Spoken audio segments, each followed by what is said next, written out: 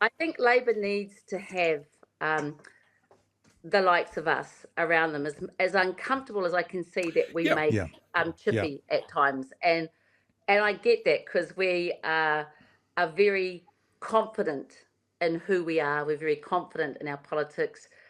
We've also taken a large chunk, um, 90% of the Māori seats, and there's nothing to suggest that that won't grow. So I get that discomfort, and then we've sort of got like the traditional old school politicians like Willie, who sort of believe we can get it back based on the 2017 experience. If you were to Mm. sit there and say, where does Te Paati Māori belong in this? There's a couple of incidents I can give just quickly. If you sure. remember the COVID response, um, Yeah. even though Labor had the Māori Health Authority that they were legislating, they actually ran a one-stop shop public health response. And it was the Māori who then suddenly went out and did the road blocks and the road checks, and then Māori who then immobilised out in their regions. And then they showed how you could vaccinate, and they showed how we could go out and do saliva testing. We showed how we could mobilise and set up very quickly our own on the ground infrastructure when the public health response was missing.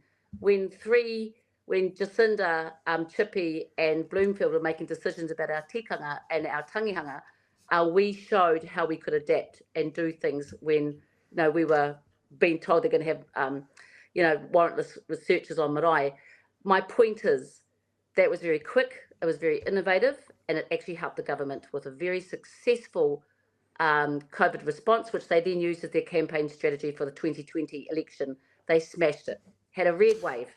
Our role is that was not Labor innovation. In fact, those ministers came to us, and Awi and I know this because we were on the front line in our own areas. That is where Te Paati Māori works in politically. We are the agile, the probably a lot more risky than them, but actually Mm. we made their COVID response look internationally successful. That's right. The second round after 2020, they stuffed up themselves. Yep. So, the way they ran the mandates, they stuffed that up themselves Yep. because they refused to learn the lessons of 2020 and 2021. In a tax situation, we would demand that Chippy contemplates and endorses a wealth tax because too many of our Mm. people are being hurt. The way that we've got the pay equity issues, in environment sense, we would absolutely demand that they do things like, I don't know, ban seabed mining, which they've now suddenly agreed to after they've let this crew through.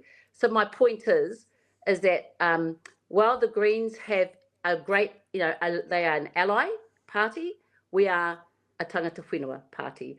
And whether they like it or not, Māori are coming more towards us. And you look at Hannah, there's Yeah, more Hannah. I mean, she's unique. She's just phenomenal. But she has been raised where so many others in their communities have been raised, confident, beautiful, and humble. So I need to also say that our wahine is very humble. And so very respectful of elderly, hardworking. She's one of the most hardworking MPs in the House. So my point is that is the value added that Labor get if we choose to go with them.